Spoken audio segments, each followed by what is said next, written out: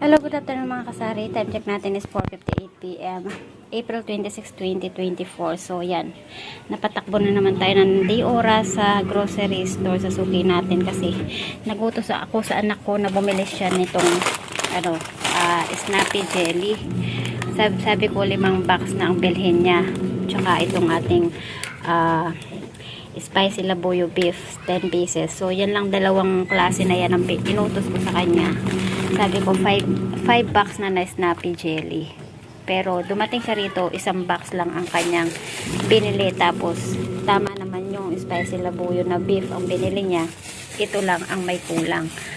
So, ayan, napatakbo na naman tayo sa ating kahit ako yung naglalaba. Anong oras na ang dami ko pa rin gawain.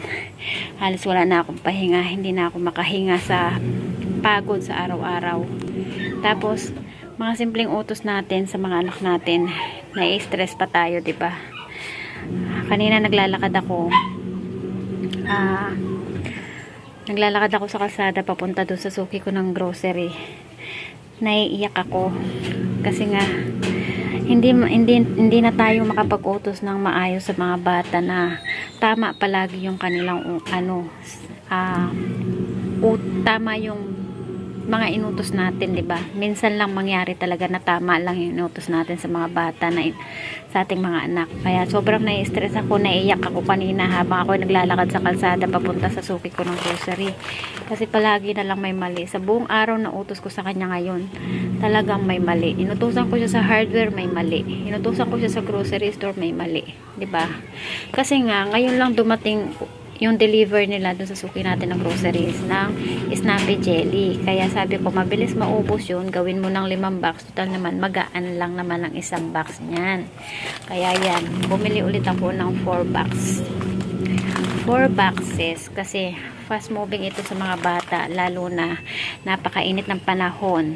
Ayan, natalo na sa bentahan natin yung ating ice crumble. So ito na yung kanilang kinalulukuhan, yung Snappy Jelly. So, nagbenta na ako dati ng ganito.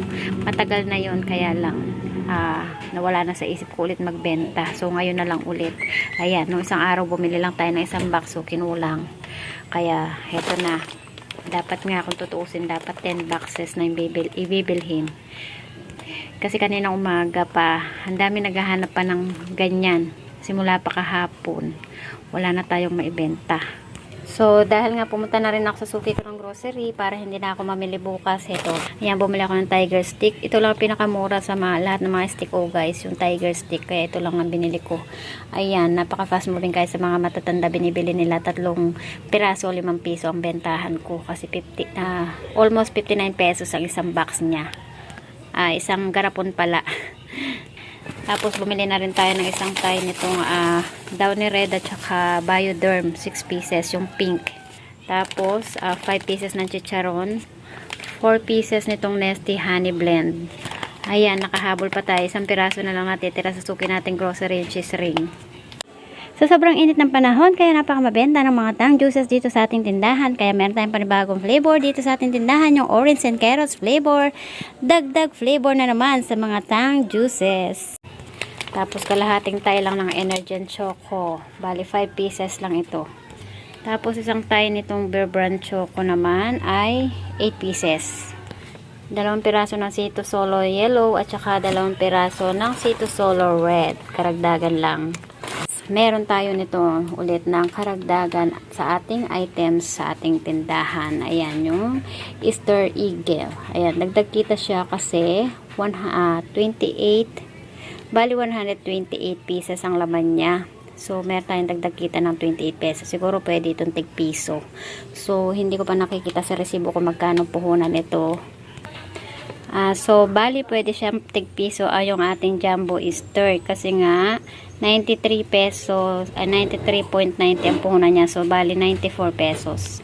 So, bali may tubo na tayo sa isang garapon nito ng